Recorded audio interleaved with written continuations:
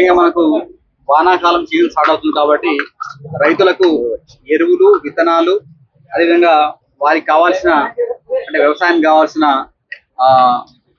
అన్నిటిని మనం సమకూర్చాల్సిన అవసరం మన మీద ఉంది.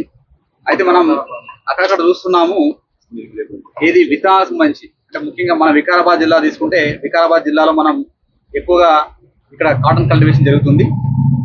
ఈసారి మన అంచనా ప్రకారంగా 2,63,000 ఎకరాల్లో కాటన్ కల్టివేషన్ జరుగుతుందని మనం అంచనా వేస్తున్నాము. దానికి మనకు సుమారుగా 5,42,000 పాకెట్స్ మనకు ఇది కాటన్ సంబంధించిన సీడ్ అవసరం ఉంది.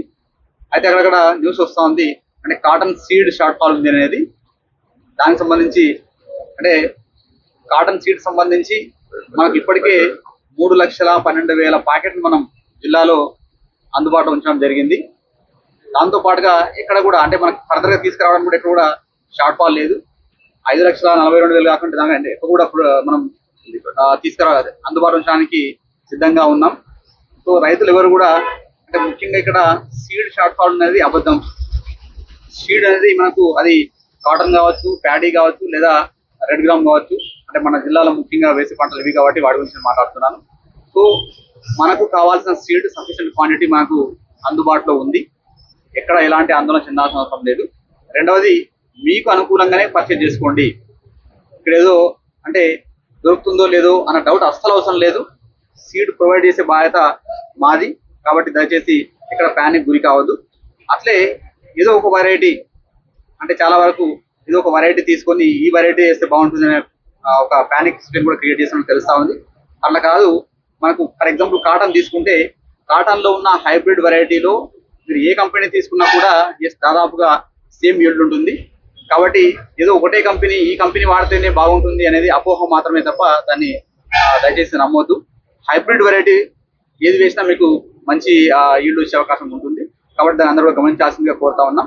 రెండవది అతి ముఖ్యమైనది తప్పకుండా మనకు అంటే ఈ సందర్భంగానే చాలా వరకు నకిలీ విత్తనాలు వచ్చే అవకాశం ఎక్కువగా ఉంటుంది. ఇప్పటికే నకిలీ విత్తనాలకు సంబంధించి పోలీసు, అగ్రికల్చర్ డిపార్ట్మెంట్ తో చాలా డీటెయిల్ మీటింగ్ తీసుకోవడం జరిగింది. ఫీల్డ్ లో కూడా పనిచేస్తున్నారు. అంటే ముఖ్యంగా ఈ వారం రోజు చాలా ఫోకస్ చేస్తాం. అది వారం తర్వాత ఏంది మళ్ళీ మీకు దాన్ని రిజల్ట్ ఏందని చెప్తాము. బట్ నకిలీ విత్తనాల విషయంలో రైతులే అప్రమత్తంగా ఉండాలి. ఏదైనా ఒకవేళ మీకు సమాచారం ఉంటే వెంటనే మీ అగ్రికల్చర్ ఆఫీసర్ కానీ లేదా మీ ఎస్ఐ కానీ ఇన్ఫర్మేషన్ ఇచ్చే విధంగా చర్యలు తీసుకోవాలి. నకిలీ విత్తనాలు వాడితే మనకి ఇప్పుడు రేట్ తగ్గుతుందేమో కానీ దానివల్ల ఫలితం ఉండదు. అంటే నకిలీ విత్తనాలు వాడడం వల్ల మనకు ఈల్డ్ రాదు. అంటే పంట ఉత్పత్తి అనేది తగ్గిపోతుంది. కొన్ని చోట్ల అసలే రాదు.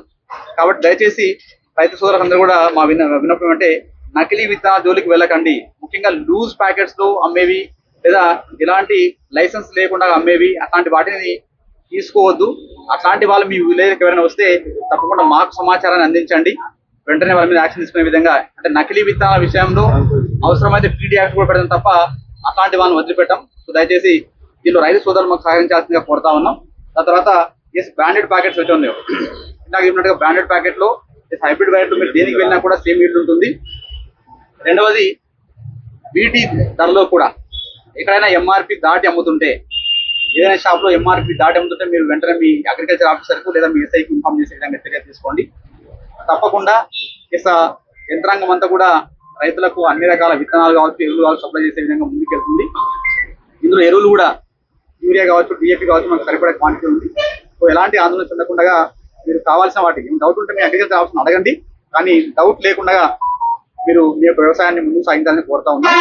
మరొకసారి నేను కోరుతా ఉన్నాను, మన దగ్గర సీడ్ ముఖ్యంగా కాటన్ కావచ్చు, రెడ్ గ్రామ్ కావచ్చు, ప్యాడీ కావచ్చు ఎలాంటి కొరత లేదు. అన్ని బ్రాండ్లు అందుబాటులో ఉన్నాయి. ఇందులో కూడా ఏ ఒక్క బ్రాండ్ అనేది కరెక్ట్ కాదు. హైబ్రిడ్ వెరైటీ ఏది తీసుకున్నా కూడా దాదాపు సేమ్ ఈల్డ్ ఉంటుంది. అది గమనించండి. నకిలీ విత్తనాల విషయంలో అందరూ కూడా అలర్ట్ గా ఉండండి. నకిలీ విత్తనాల విషయంలో ఇప్పటికే జిల్లాలో 6 కేసులు నమోదు చేసి ఉన్నాం. ఇంకా కూడా చాలా క్లోజ్ గా మానిటర్ చేస్తా ఉన్నాం. సో నకిలీ విత్తనాలు అమ్మే వ్యక్తులకు కూడా మీ సందర్భంగా హెచ్చరిస్తా ఉన్నాం. తప్పకుండా మీరు నకిలీ విత్తనాలు గాను ఒకవేళ అమ్మి మాకు ఎవిడెన్స్ దొరికితే మాత్రం పీడీ యాక్ట్ పెట్టడానికి కూడా మేము సిద్ధపడతాం. సో దయచేసి నకిలీ విత్తనాల జోలికి వెళ్ళొద్దు, రైతులను మోసం చేయొద్దు. సో ఇలాంటి ఇన్ఫర్మేషన్ మీకు కానీ రైతులకు కానీ ఇంకెవరికైనా తెలిస్తే కూడా జిల్లా యంత్రాంగానికి ఇవ్వాల్సిందిగా అందరినీ కూడా కోరుతా ఉన్నాం. జిల్లాలో ఎంతమంది రైతులు ఎన్ని ఎకరాలకు పత్తి పంట పండిస్తున్నారు? సో ఇప్పటి వరకు ఎన్ని రకాల పత్తి విత్తనాలు అందుబాటులో ఉన్నాయి? పత్తి విత్తనాలకు సంబంధించి మీకు ఇందాక చెప్పినట్టుగా మన అంచనా ప్రకారంగా ఈ సీజన్ లో 2,63,000 ఎకరాల్లో పత్తి సాగు జరుగుతుందని మనం అంచనా వేస్తా ఉన్నాం. ఇందులో సుమారుగా 5,42,000 పాకెట్స్ మనకు అవసరమైతే అనుకుంటా ఉన్నాం. దీనికి సంబంధించి సుమారుగా 20 బ్రాండ్లకు సంబంధించిన హైబ్రిడ్ వెరైటీ విత్తనాలు అందుబాటులో ఉన్నాయి. సో దాంట్లో ఈ హైబ్రిడ్ వెరైటీ ఏ బ్రాండ్ వాడినా కూడా పెద్దగా తేడా ఏమి ఉండదు. సో దయచేసి మీరు ఫలానా బ్రాండ్ వాడితేనే మాకు ఉత్పత్తి బాగా వస్తుంది అనేది మాత్రం అపోహ మాత్రమే. కాబట్టి లైసెన్స్డ్ బ్రాండ్ ఏదైనా సరే మీరు వాడినా మీకు సేమ్ ఫీల్డ్ అనేది ఉంటుంది. కాబట్టి మీరు ఏ బ్రాండ్ వాడినా కూడా ఇలాంటి ఇబ్బంది ఉండదు. జిల్లాలో ఇప్పటివరకు ఎంతమంది మీద కేసులు నమోదయ్యాయి? టూరిస్ట్ పైన చాలా గట్టిగా పనిచేస్తున్నాం. దాన్ని అంటే ఈ 1 వీక్ కూడా ఇంటర్నల్ గా చాలా రోజుగా వెళ్తా ఉన్నాం. ఇప్పటికే 6 కేసులు నమోదు చేసి ఉన్నాం. ఇంకా కూడా అంటే ఈ 6 కూడా చాలా అంటే ఇంటెలిజెన్స్ రిపోర్ట్ ద్వారా పట్టుకోవడం జరిగింది.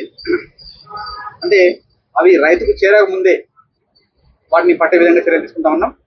సో ముందు ముందు కూడా అంటే మెయిన్ గా మనకు సోయింగ్ టైం స్టార్ట్ అవుతుంది కాబట్టి నెక్స్ట్ వారం 10 రోజుల్లో సోయింగ్ టైం స్టార్ట్ అవుతుంది కాబట్టి ఈ వారం 10 రోజులు గట్టిగా పనిచేయాలని యంత్రాంగం చాలా క్లోజ్ గా మానిటర్ చేసుకుని పనిచేస్తున్నాం. ఇందులో ఎవరికైనా ఇంప్లిమెంట్ చేస్తే మాకు ఇచ్చే విధంగా చర్య తీసుకోండి.